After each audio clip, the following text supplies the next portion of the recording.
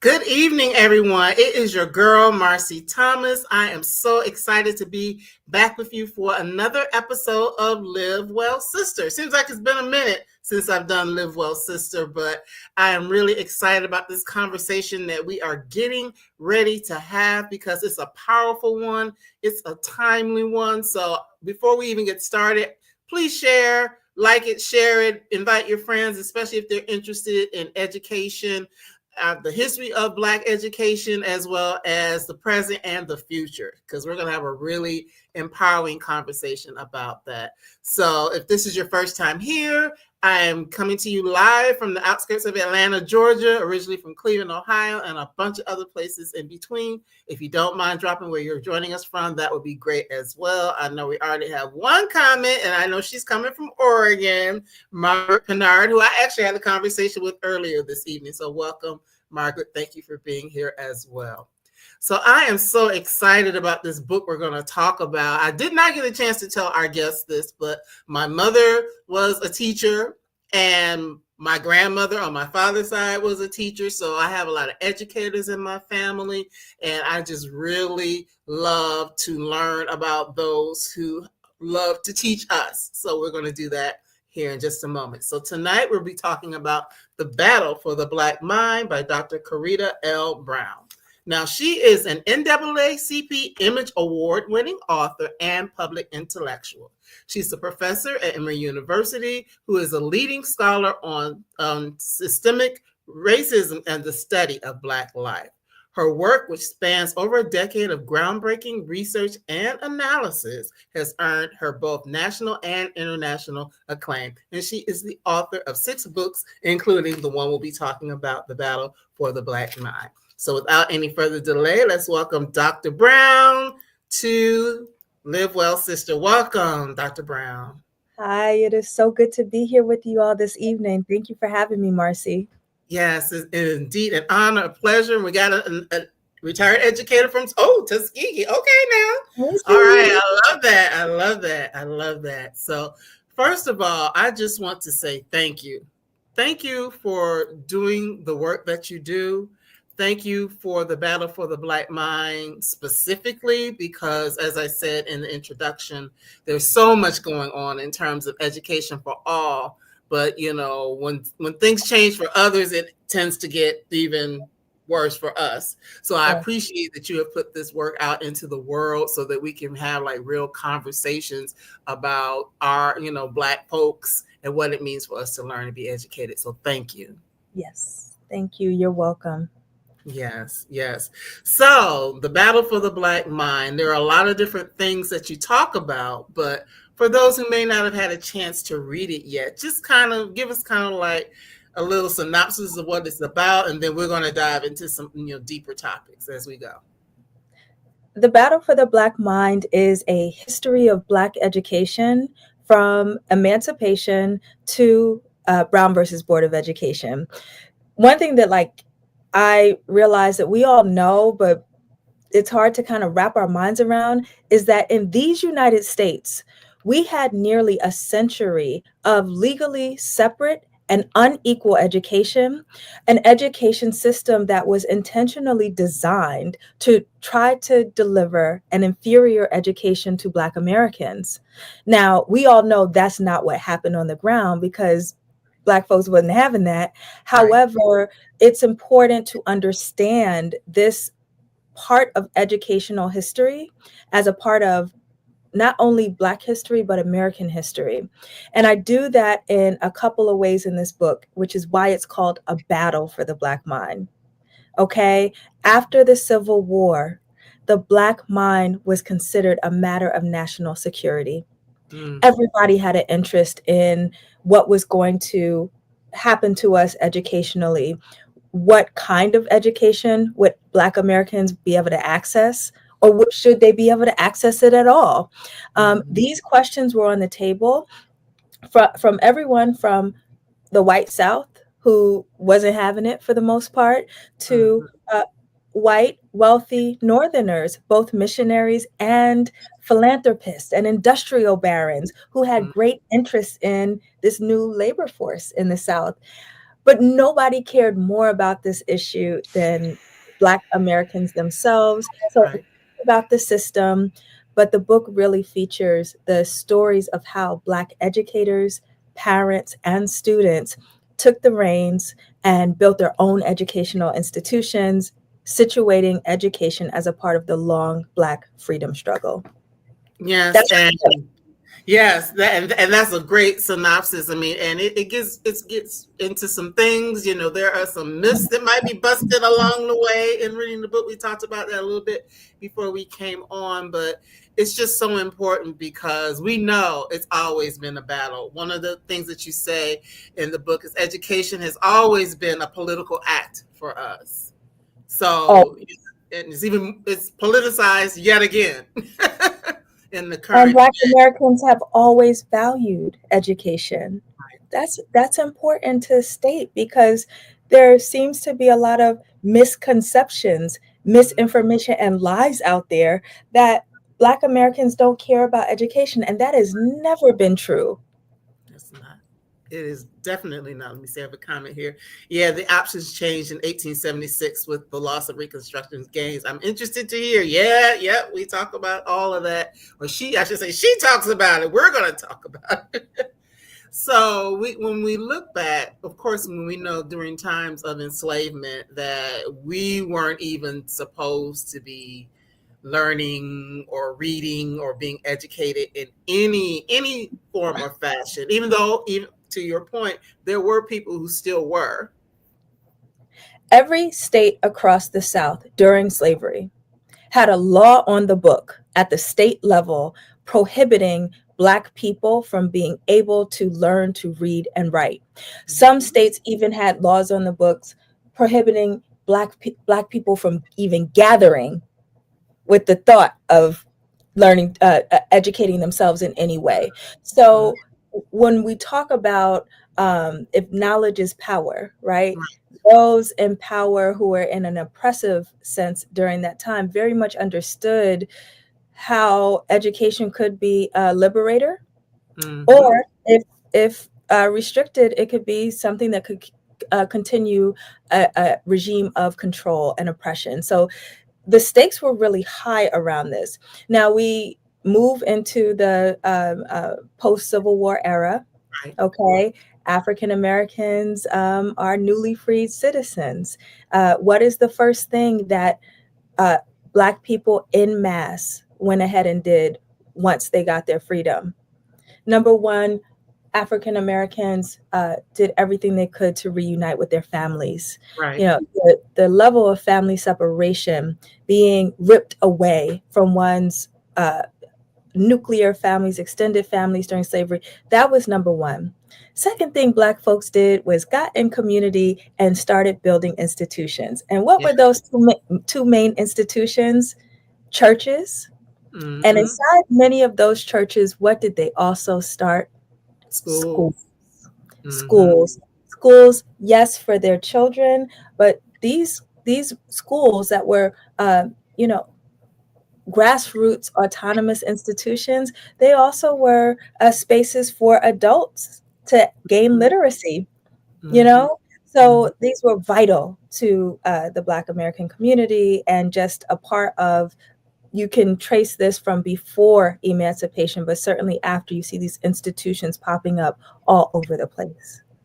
Yes, and it's just important that you brought that up because like we want our family and we want to learn. That's right.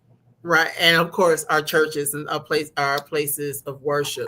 So just thinking about that, it's like we saw a lot of individuals going out to start these institutions, of course, or it might have been a community, as you stated. And then, to Margaret's point, there we had the whole period of Reconstruction, right? And Right. so there were a lot of things that happened during Reconstruction that would have aided. So talk a little bit about that because as Margaret has already said, things change after a certain point. So shout out to Margaret for bringing this up because this is spot on. Let me paint a picture for you of what was taking place during Reconstruction, so we can really try to wrap our minds around how progressive this period was in American history.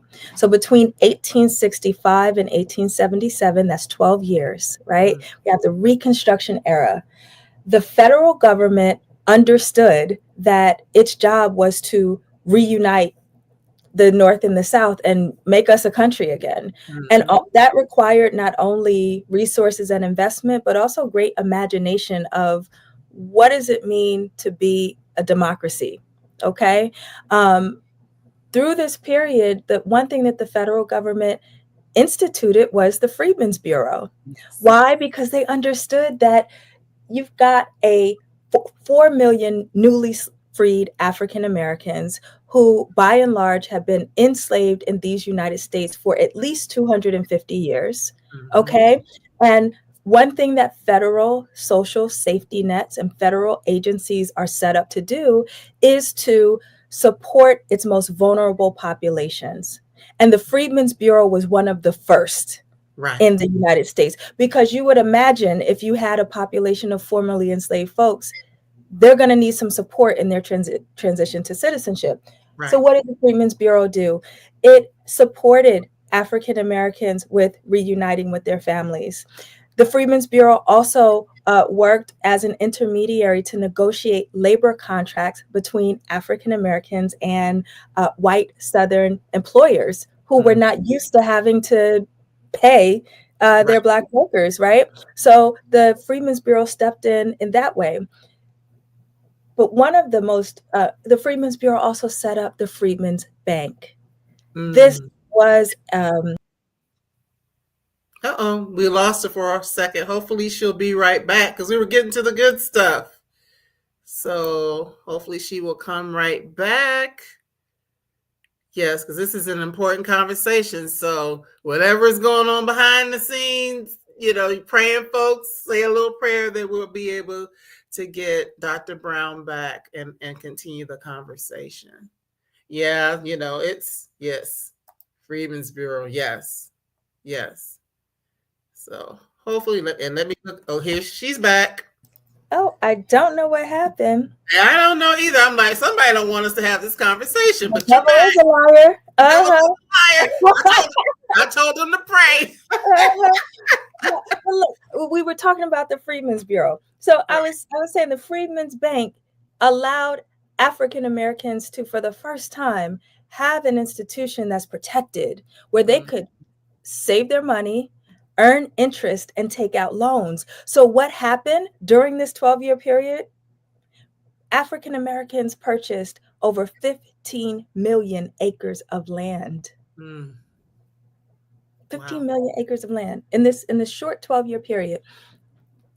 But one of the greatest interventions of the Freedmen's Bureau is that they invested millions of dollars into establishing a public school system in the South with a primary focus on building Black schools.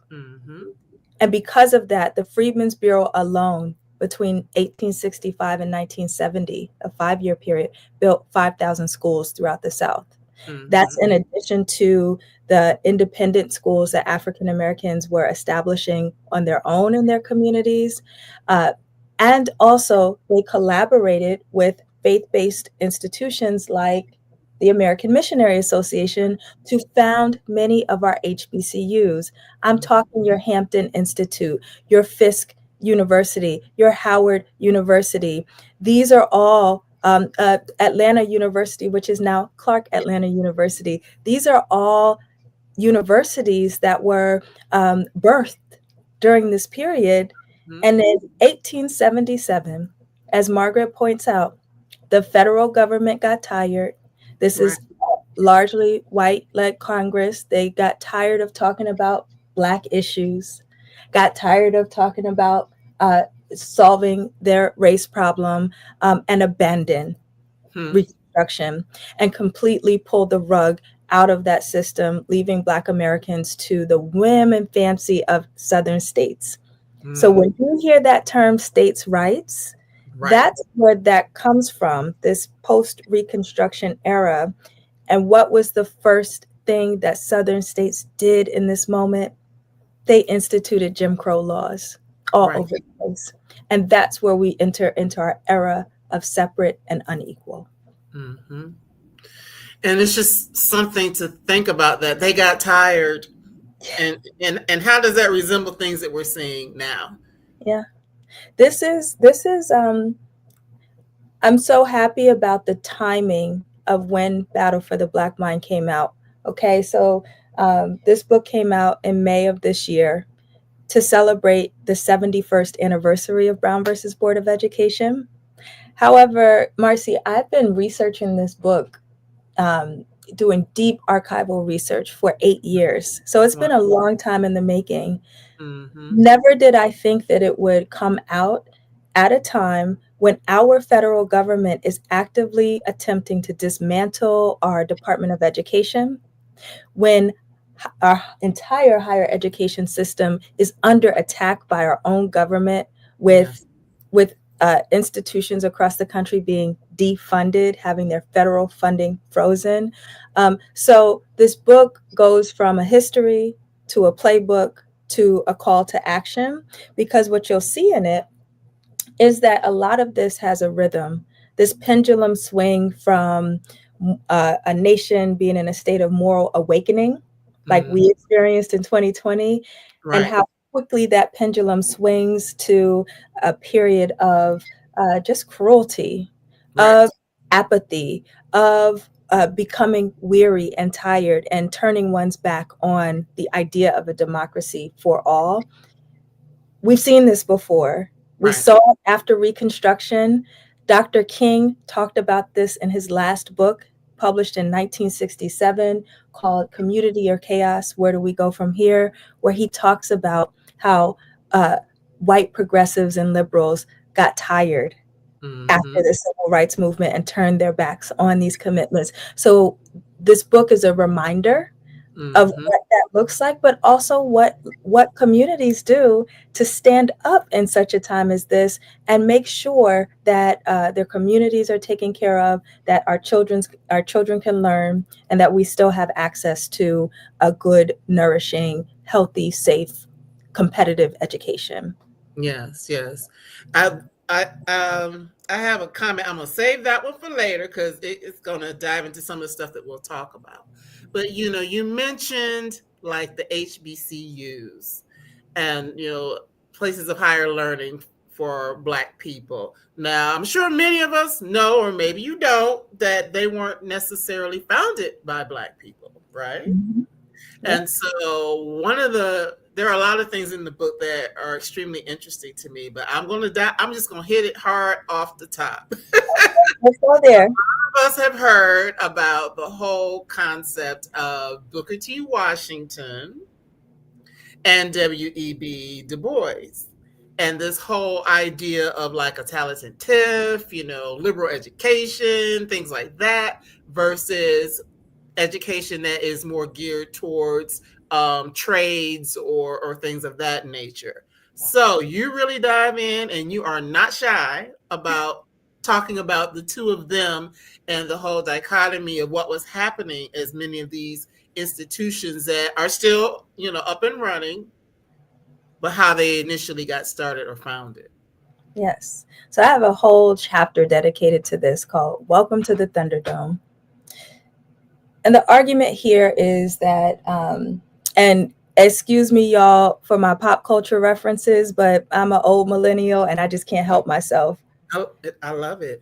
The beef between Booker T. Washington and W.E.B. Du Bois was, in fact, the original diss tape. Before we ever had Kendrick and Drake, before we had Jay-Z and Nas, before Biggie and Tupac, there was Booker T. Washington and Du Bois. So what do I mean by that?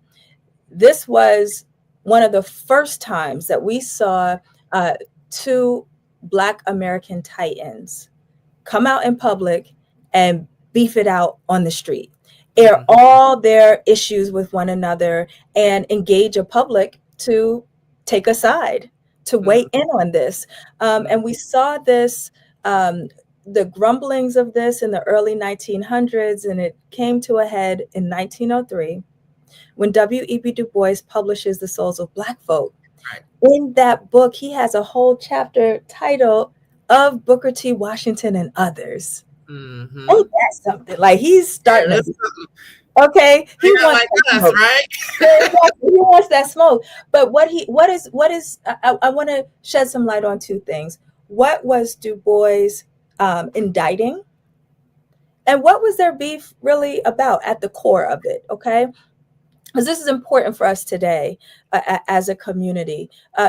What Du Bois was laying out in the many arguments that he makes in that chapter is he's talking about Booker T. Washington as a part of a system that he calls the Tuskegee machine, a part of a well-oiled machine, well-moneyed machine that's backed by wealthy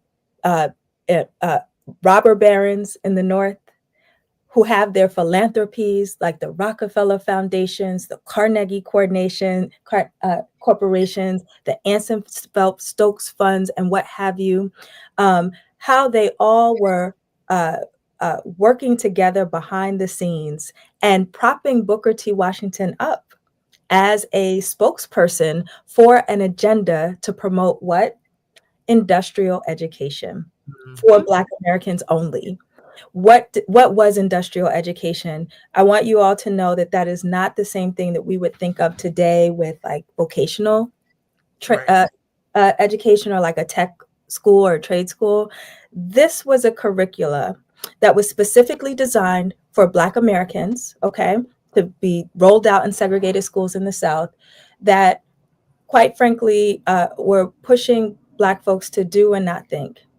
It was a depoliticized education that would teach that our value was really in working, doing farm work and domestic service.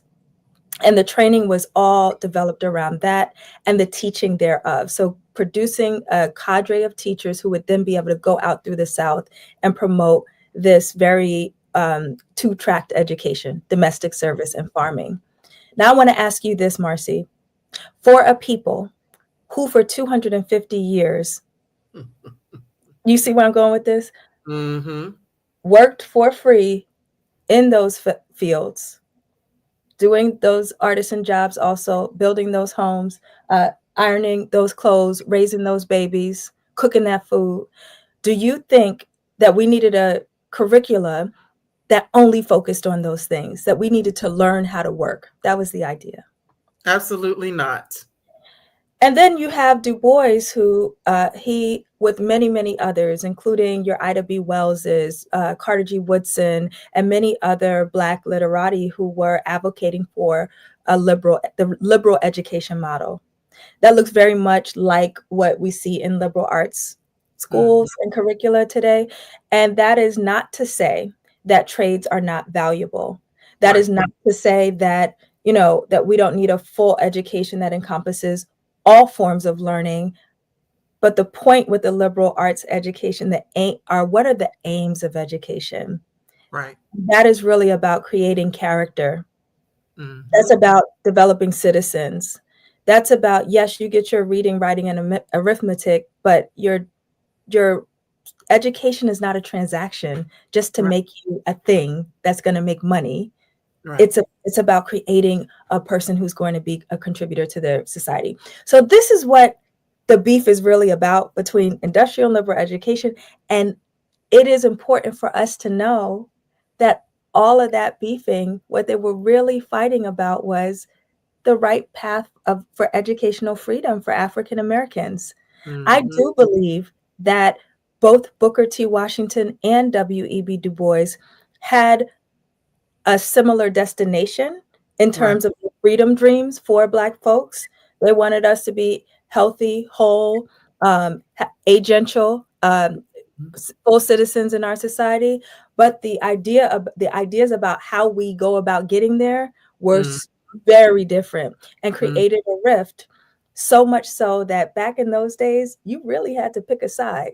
You Yeah. had to be Drake or Kendrick. You couldn't just, you had to pick. Okay. Mm-hmm. Oh, there's a comment. That is a non-nuanced opinion of the brilliance of Booker T. Washington. Please build his character building and working with the hand. Okay. Yes, absolutely. And as a sociologist, a professor, a scholar of the Black radical tradition, I can assure you through my research journey for this book, I have read Booker T. Washington's oeuvre in full.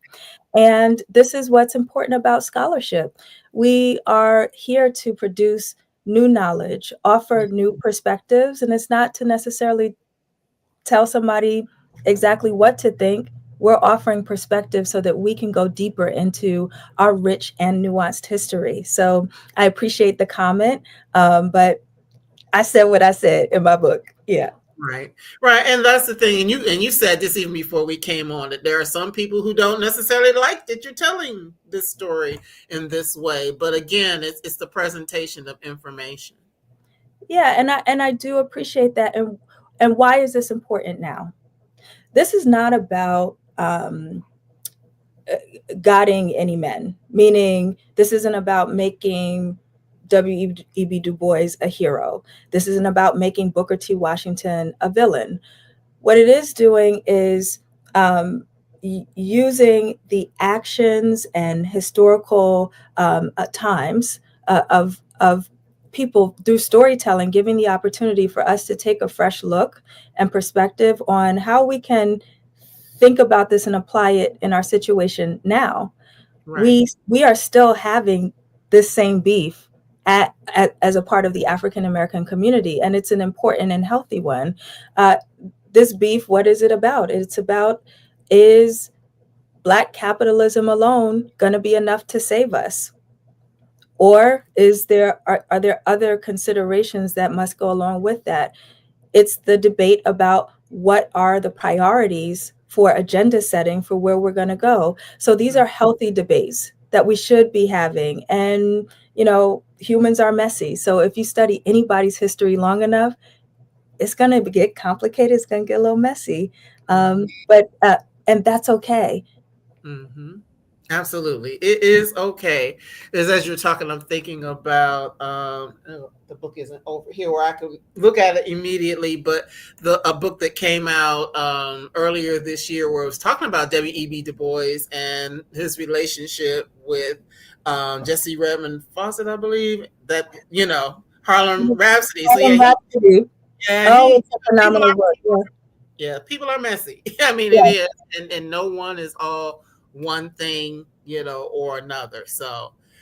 But yes, that was just something that really stood out to me. Just looking at that and just thinking about, and not just him. This comment: capitalism saves no one. In my opinion, I'm building a getaway vehicle, aka community, to survive its fall. But yes, yes. But yeah, it's just to think about what that looked like. And also a key point for me, and we talked about this before we came on, that I thought about when you start looking at who is funding you Mm, and who you're taking money from. yeah. And as an organization, whether it's a college, whether it's any type of nonprofit, whatever the case may be, are there things that you are going to maybe have to make concessions that you might not otherwise because you need the money? So that was something that stood out to me as well. Yeah, there is a phrase in the African American community: all money ain't good money. And that's a great way to sum up the point that you just made. Um, One thing that I take up and treat very, seriously throughout the entire book is a deep critique of American big philanthropy. One thing that is important to know is that our, you know, original big philanthropies, I'm talking about philanthropies that have an endowment of $1 million or more. The, Mm-hmm. the very first ones were all built focusing on building the education system in the South, many of them with a focus solely on Black education. So that's why I'm talking, when I say that matter of national security and that battle for the Black mind, there was all eyes on what was going to happen here with this, not just a school, but with the whole Black education system, because this would define what role would Black Americans play in these United States.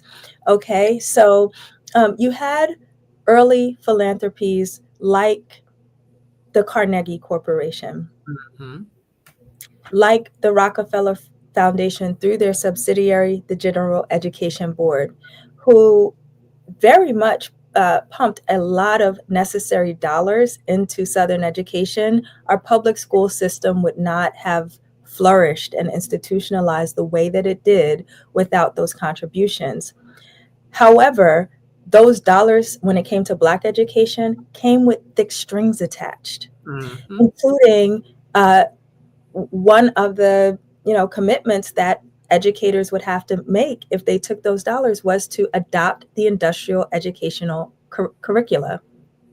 That's what had to be taught in the classroom. So, when we talk about accepting philanthropic dollars today, Mm-hmm. we can look at these historical examples and just push ourselves to ask ourselves questions. For example, if today Elon Musk, Bill Gates, and Jeff Bezos came to your community and said, "Hey, I want to start funding Black and brown schools in your community," I think we'd have some questions to ask. Exactly. You would side-eye that. Oh, okay. Well, but what's behind that? What are the strings attached with that? And that's exactly what we saw in the late 1800s, early 1900s during this period. Mm-hmm. Margaret shared a book earlier, and you've probably read it. I'll have to check it out. Following the Money and the Muckraking is always when things get interesting. If this book has a section like a historical dark money by Jane Mayer. Yes. Yes. Yes. Yes. You're in for a time then. Mm-hmm. Mm-hmm. Absolutely. Like a look of disdain, yeah, or bombastic side eye. Yeah, yeah. Like, no, no, no. We're Yeah. not doing that. So, well, we've talked about a lot of things that were happening in terms of like funding of public education or lack thereof. But one of the things I really enjoyed in this book, and most of these names I was already familiar with, but you really leaned into the work that a lot of Black women were doing in terms of setting up schools, private schools, and things like that. So we see people like Mary Smith Peake, who had something to do, was tied to Hampton, and then others like Lucy Craft Laney. So please share a little bit about those ladies. Mary McLeod Bethune, who we all should know, Nannie Helen Burroughs, Charlotte Hawkins Brown. So those are like 5 women who really were doing Yes. big things in terms of education. So these Black women educators are the protagonists of the book. They are the superheroes of the book. And I want you to see them in a new light. Some of them you might be being introduced to for the first time. Many of them you already know something about. But what I was struck by is that all of the women educators that I feature in the book were not just teachers. And Right. that's doing God's work in the first place. But these women were educational entrepreneurs. And what I mean by that is that they all established educational institutions, most of whom lasted for at least half a century. So I'll tell you about Lucy Craft Laney. She is born in Georgia during slavery. Okay, but she was born free. Her parents managed to buy their freedom before she was born, and because of that, Lucy got to access education early in her life. She attended high school, and once the Civil War was over, Atlanta University was established, and she was a part of the very first graduating class. Lucy knew she wanted to be a teacher, So she entered into the public school system in Georgia, and for about a decade taught at different schools in Savannah and Macon. So she understood, you know, the what the situation was with the public school system. Right. Her conclusion at the end of those 10 years were that Black children's minds were not safe in the hands of the state, or at least not yet. Mm-hmm. That Mm-hmm. the state and therefore this country was not yet living up to its ideals to deliver an equal, just, fair, equitable education to Black kids. And for that reason, she moved to Augusta, Georgia, and founded her own private school, which became the Haynes Institute of Industrial Education. This school stays open for 50 years, but it starts in the basement of a little church in Augusta. Mm-hmm. Year one, she's got 5 students. By year two, she's got 234 students enrolled in the school. Black families are sending their children from the community in Augusta, but also from the highways and byways of Georgia. So she's having to board students at this school and Mm-hmm. makes a way. Now, I want you to remember, this is the Jim Crow South. Right. Lucy ain't rich. Right. And somehow she is able to put together a marketing strategy and a fundraising strategy to keep her school open, to pay her staff, to buy land. Eventually, this school grows to a K through 12 institution that takes Mm-hmm. up 2 city blocks in downtown Augusta. Okay, so she's got a campus. She, at its height, had 890 students enrolled at the Haynes Institute, and they're teaching everything from physics, sociology, chemistry, world history, Latin, French, Greek. She's also teaching cosmetology, Mm-hmm. agriculture. Okay. She's Mm-hmm. teaching trades at the school as well. African Americans could not access equal health care in Augusta and through Georgia. So what does she do? She also establishes Georgia's first Black nursing school on that campus to produce a generation of Black healthcare providers who are trained to deliver care in their communities. She does all of this through her intellectual prowess, Mm-hmm. her wherewithal, and her freedom dreams. Okay. Yes. And she's just one of many examples through this book about how over and over again, African Americans have valued education, taken our own education into our own hands, built Yes. institutions, disrupted systems, and, buoyed a generation. Mm-hmm. Yes, she's making a bookmark to read up on her later. Yes, I'm definitely familiar with her.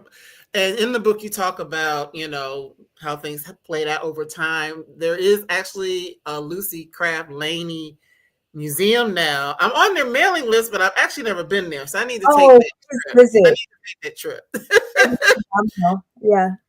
Yeah. It's on Laney Walker Boulevard, and it intersects with James Brown Boulevard because we know Oh, James wow. Yes, I Augusta. love Yeah, that. I love yeah. that. That Black history right there, right Mm. there. But yes, and earlier, well, last year, a couple of years ago, I had a chance to go see Mary McLeod Bethune's home. So yes, there are some of these women are recognized, and they do have spaces that you can actually go see. So definitely, read the book.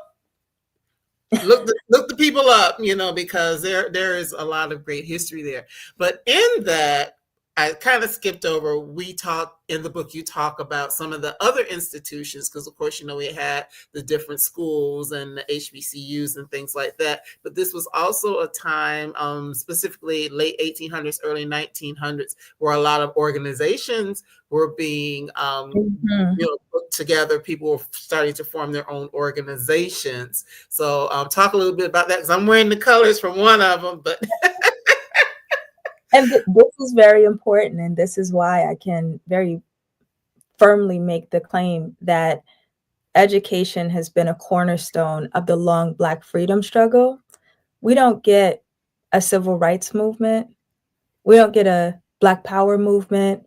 We don't get the movement for Black lives without our engine, our institutional engine of our educational system. Why? Because that those are places where we were able to gather Mm, without that like hyper gaze, the hyper vigilance of the white gaze.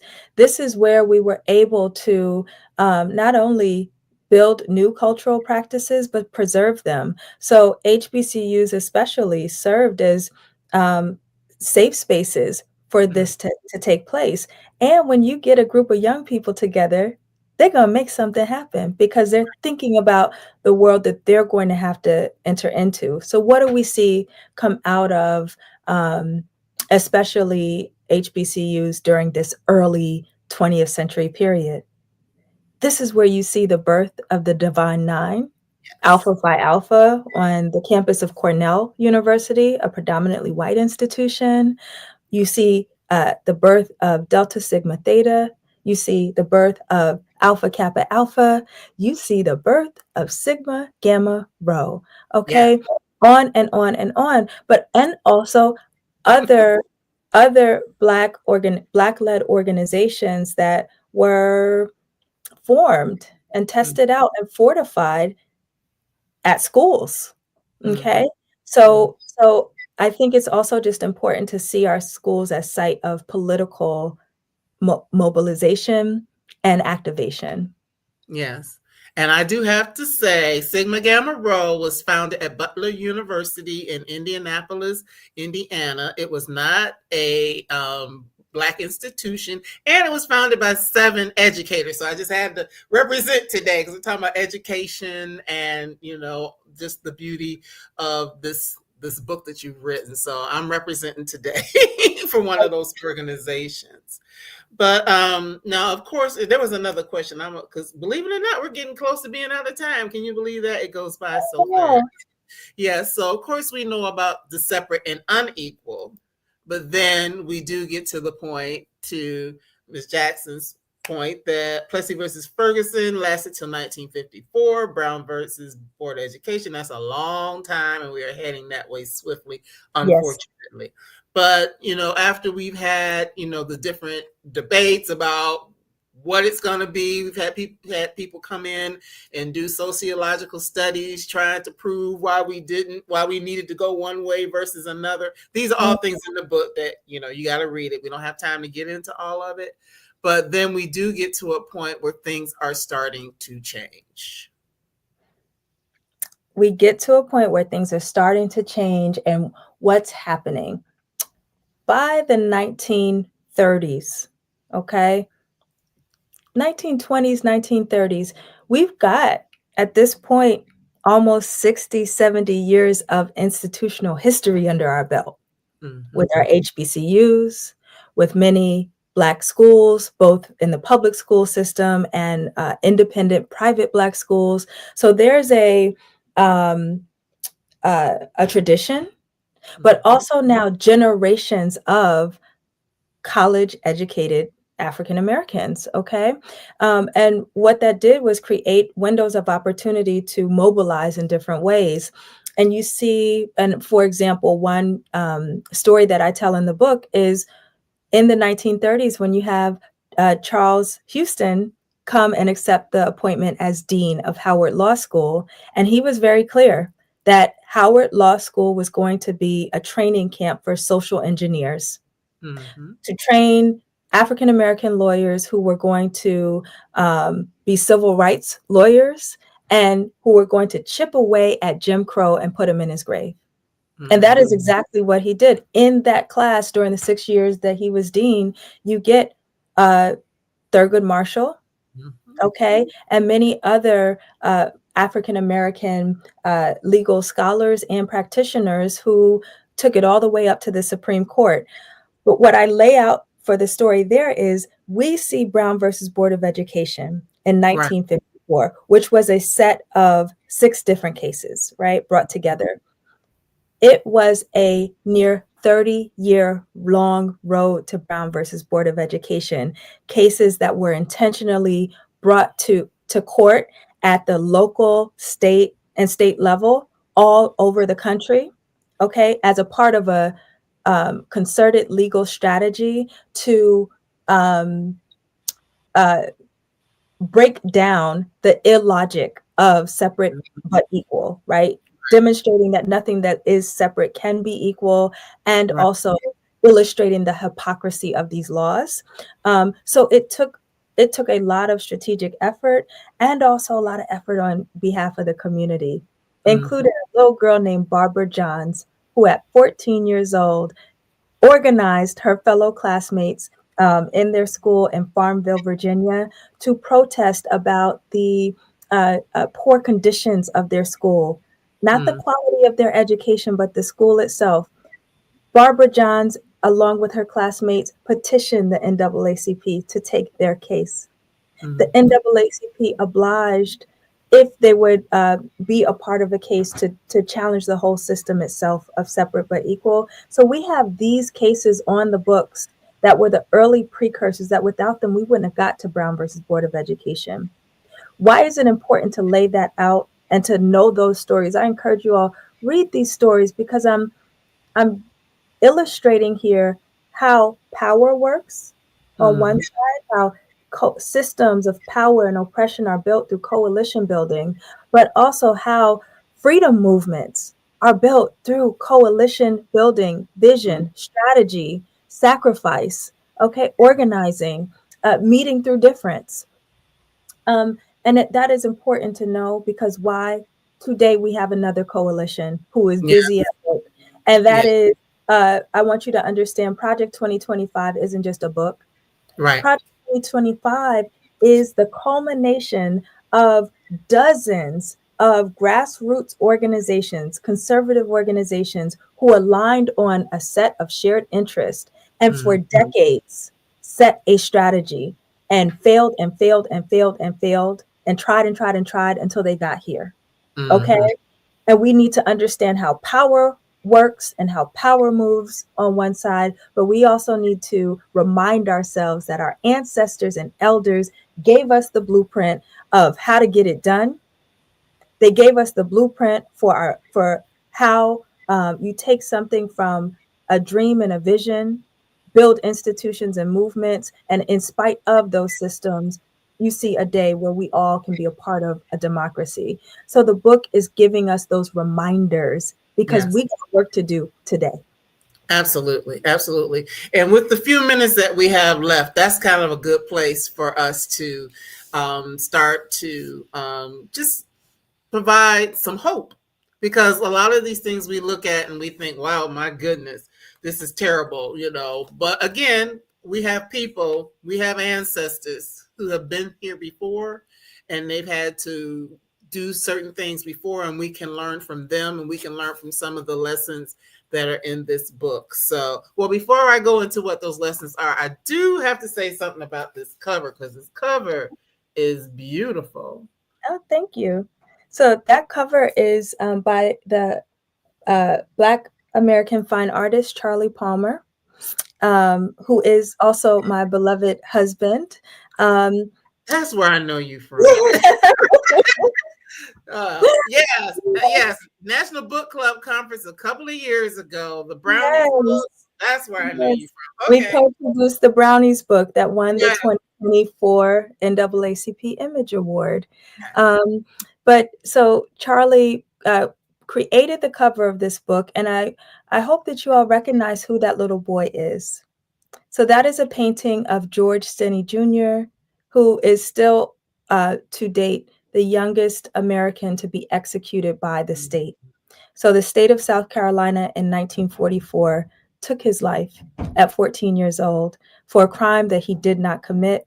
He was later exonerated in the 2000s. Mm. Okay.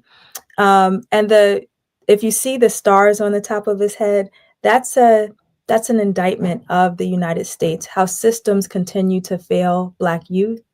But I wanted to have him on the cover of the book so that we could remember George also as a little boy, as Mhm. someone who is loved, as Mm. a person who had dreams himself, who deserved the rights that every American citizen deserved. And so we will never forget him. Okay. Mhm. So it's really important and special that he's on that cover, and you see the roots and vines growing up his neck. And that is, in fact, a motif of Emancipation Oak, which opens the campus of Hampton University, where Mary Smith Peake founded her school. I love it. I love it. I'm so glad I asked you. But yes, I think I saw that in your bio, but for some reason it didn't make the connection. I'm like, yeah, I remember at the National Book Club conference a couple of years ago, you all were there. Yep, absolutely. Yes. Absolutely. And then this comment, yes, Project 2025 has been in the works at least since the Reagan era. Yes, That's right. At least. That is true, but I will leave us with a message of hope. And Yes. importantly, at the end of this book, in the epilogue, I leave 10 action steps that we all can be taking, things we can do today to get in this battle for not only Black education this time, but for American education. It is under siege. I can tell you, as a professor at an elite American university for over a decade, our school systems are under attack at every level. Okay. However, there's a lot that we can be doing. There is a Jamaican saying, small axe fall big tree. And I want us all to remember that today. What does that mean?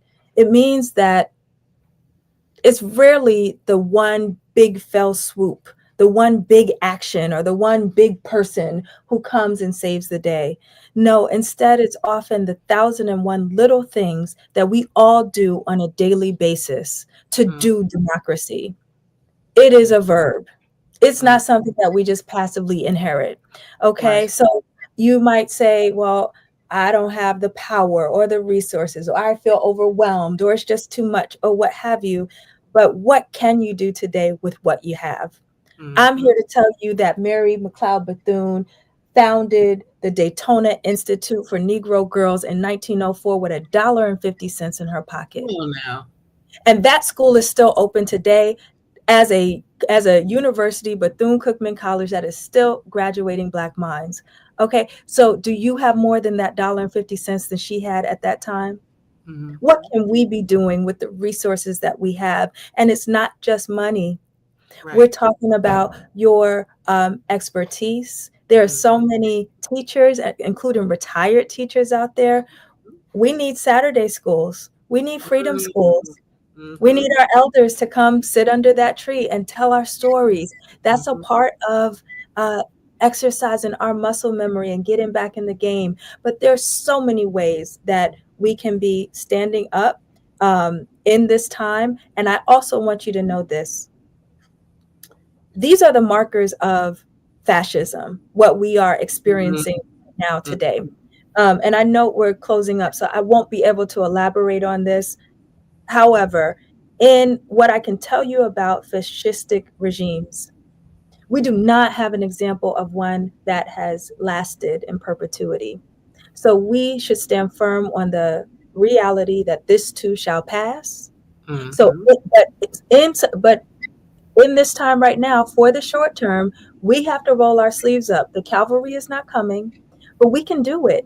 And when this passes, we have to be thinking about the future that we want for all Americans. So in addition to rolling up your sleeves and doing the work today, I want us all to be freedom dreaming about the America that we all want to live in, that we want our children and our grandchildren and our communities to be able to live in safe and whole. We can do that.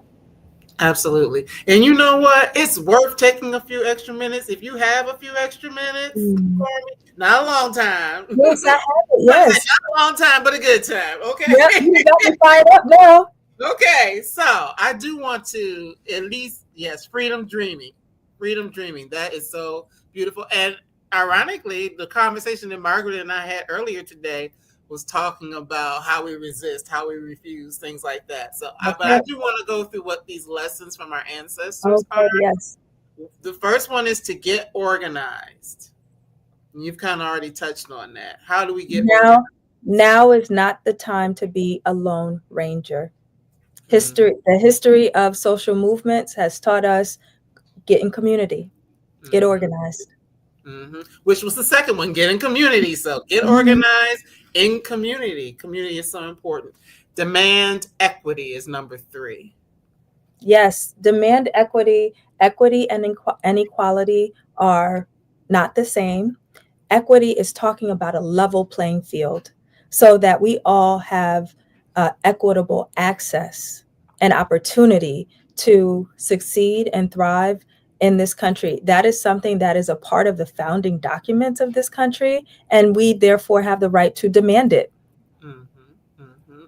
Support Black institutions. Support Black institutions. That's with your dollars. That is within your conversation, including when you buy your copy of The Battle for the Black Mind, buy it from a Black independent bookstore. You can purchase online and make your order. They will ship to your home, just like any of these other mainstream companies will do, or visit the store in person. Mm-hmm.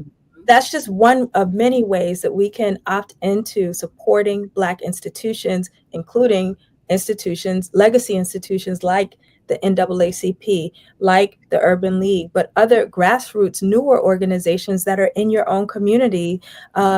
Maybe you're not going to be a member who can show up all the time, but you can make a donation or you can tell somebody about the work that they're doing. Support is a capacious word. Yes, and a verb, as someone here in Atlanta loves to say. Support is a verb for sure. Don't sleep on historically Black colleges and universities. That's right. And right now we are seeing just a continued and exponential rise in applications to HBCUs. So I believe that folks understand the assignment on that. But HBCUs they are our heirloom. Yes. They must be protected at all costs.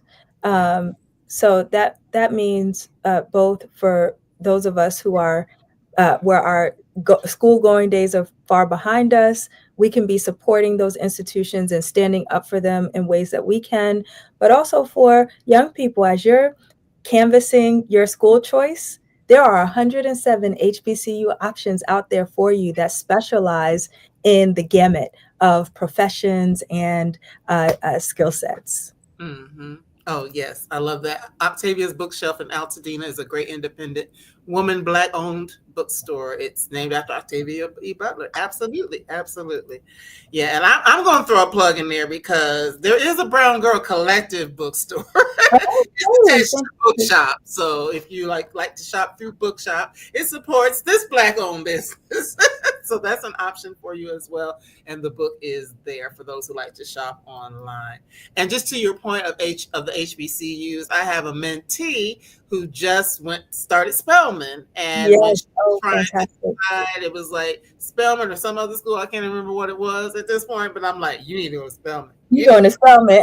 Yes. to go to Spelman. So she is there and loving it. So Oh, yes, wonderful. yes. Play the long game is Play number the 6. play the long game, and you will see that illustrated in painstaking detail throughout the book about how power played the long game, or at least attempted to, in building not just strategies that were not just targeting one win of a battle or here. They were attacking a system altogether. That takes long-term thinking, playing the long game. But you also see throughout this book how Black people as a collective also played the long game, making their short wins through using the resources that they had on hand, but also having a long-term vision for what do these outcomes look like. That ties back into getting organized and getting in community, because that's where, again, you see the birth of our social movements. Mm-hmm. And you just kind of mentioned it. We talked in the last section, playing the short game. So we've already talked about that. That's Um, right. we've already also mentioned all money ain't good money. So we All talked about, money ain't good money. when you're asking or people are offering, just, yeah. And one thing I'll say about that, and I sit on the board of a mid-sized philanthropy. So, I understand that philanthropies and nonprofits play a very important role in the social safety net of this country. So that's not to say when I say all money ain't good money, that you just say no to Right. every dollar that comes your way. But take the time and sit down and write down your values and principles for under what conditions you will accept money from corporation, whether it be corporations or philanthropies or what have you, just so you have a vetting process that allows you to ask some questions that will make you feel grounded in those decisions. That's good. I mean, that's good personally and professionally. Mhm. Know what you're Yeah. getting into. Know your opponent is number 9. Yeah, so my aunties now had this saying. They would always say, "We ain't stunting them white folks." Mm-hmm. Yeah, that's a old Black Southern saying. But what I learned through my research is white folks were certainly stunting Black Americans. So this Still whole are. this whole studying, it is important. Now, do you expend all your energy thinking about those who would like to uh, diminish your value and worth as a human being, who would like to oppress you or exclude you? No, you don't. You don't give them that much energy, but you should know your opponent. You Right. should understand where their interests lie, where their dollars are going, what the end game is should they get their way, and how those networks are configured, because that has an impact on your daily life. So Mm-hmm. it's important to be aware of that. Mm-hmm. And last but not least, Margaret put it, freedom dreaming. Freedom movement. And I have to cite my former colleague, the Dr. Robin D.G. Kelly, Okay. who coined that phrase for us. And I have reactivated all throughout this book. But freedom dreaming is vital. You do Mm-hmm. not get a successful outcome with a persistent social movement without radical political imagination, Mm-hmm. without freedom dreaming. And you will see examples of exactly what that looked like with many of these Black women educators who, yes, they built these institutions, but what did they start with? They started with a dream where they Right. saw, when they dreamed that their people would have access to this thing that we fought for forever. Right. They Right. dreamed that they would place Black students in the highest colleges and universities across the country, that we would be able to rise through whatever ranks that we wanted to go through, that we would earn PhDs all from institutions all around the world and bring that knowledge and resource back to our community. Freedom dreaming is incredibly important. And I have to note that that includes having joy, Yes. insisting on joy as our birthright. Okay. Yes. So we don't show up with our shoulders hunched, talking Mm-hmm. about we coming up the rough side of the mountain. Mm-hmm. Infuse that joy, sing a song, have gratitude, know that tomorrow is going to be better, and you're showing up for that because you got to believe that. Yes, that is so good and a wonderful way to end. And I Mhm. don't know if you realize this, because originally we were supposed to do this on Wednesday, which would have been yesterday, right? Oh, But we had to switch it. Today, August 28th, is the day in 1963 was the March on Washington, MLK, I Have a Dream speech. it was. And yesterday was the anniversary of the passing of W.E.B. Du Bois. So I Yes, do think that this is a fitting day to have this conversation. yes, yes. Yeah, and I'm glad for it. And I thank everybody who has engaged this conversation. Uh, please engage the book and the work, because we need to be having these conversations early and often in such a time as this, and with love.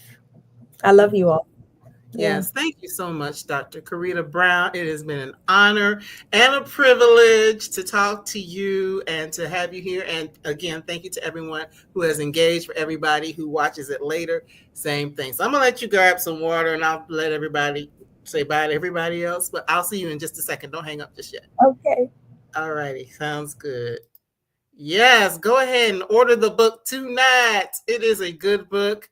It is definitely something that you want to read and just really engage with and think about how we can support our institutions. Because one of the things that really stood out to me is the fact that there were so many people who did decide, hey, I'm going to start my own thing. So to the point of like Saturday schools and stuff like that, we don't have to just sit back and wait for somebody else to do things for us. Sometimes we can do those things for ourselves and provide the education. I know somebody asked about, let me see, go back to the comments, was asking about the freedom schools, stuff like that. People did that on their own. So yes, there are so many things that we can do, and just to be motivated and inspired by our ancestors and the things that they did. This is a good book to kind of point us in that direction.